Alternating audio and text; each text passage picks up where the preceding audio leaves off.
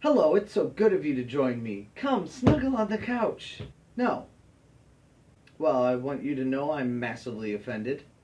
Anyway, today we're talking about Disney. What was that? I'm not your normal guy, and one of my not normalities is my 30-year obsession with Disney. Beauty and the Beast, Cinderella, Lion King, Frozen, these are all household names to us. We all enjoy listening to our toddlers singing Let It Go at the top of their lungs, which I never do when I'm alone in this apartment in the shower on a Tuesday night. Let it go, let it go. Don't act like you don't do it. Funny thing is, Disney also has movies that few people have heard of. The Brave Little Toaster, Black Cauldron, Home on the Range. These are the movies that aren't as well known. Does that mean they suck? Yes, they suck.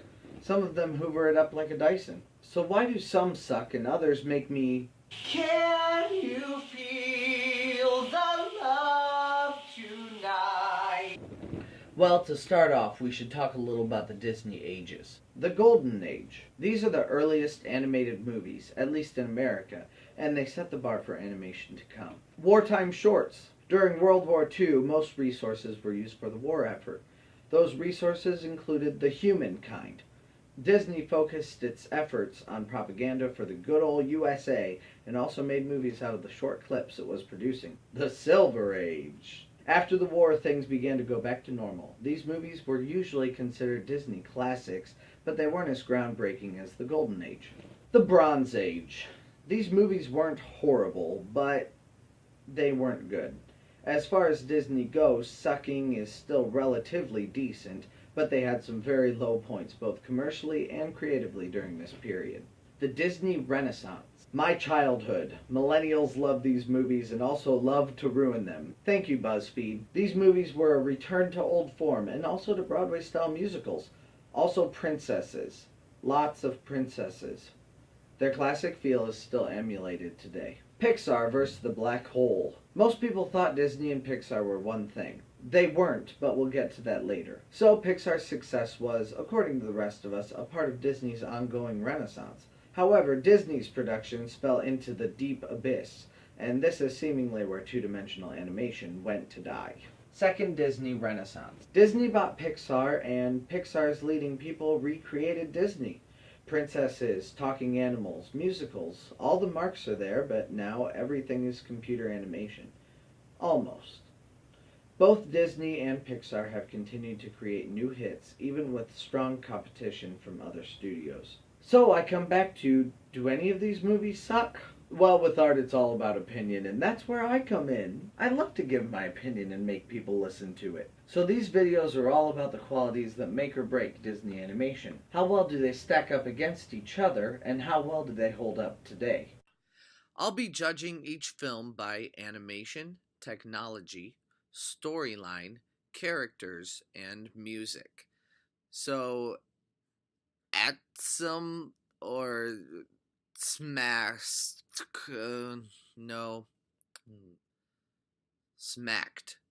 Sure, smacked.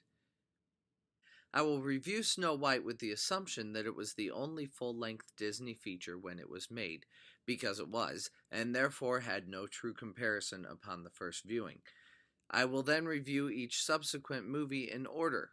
Each review will be ranked on the smacked system. Storyline will outline the successes and plot holes of the screenplay. Music will review the success of the score or power of the lyrics. Animation will judge the overall beauty and creativity of the animation. Also, how well do the foreground and background blend together? Characters will delve into the development, or lack thereof, of the protagonist, antagonist, and supporting characters, and technology will help to judge the movies given their time in history and technology available.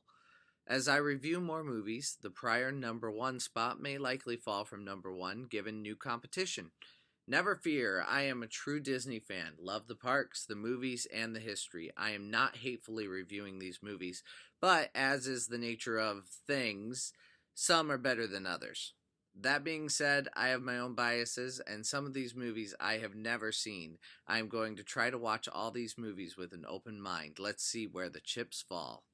We'll be starting with the one that kicked it all off, the best folly ever made, Disney's Snow White and the Seven Dwarfs. Now carry on with whatever is more important than me.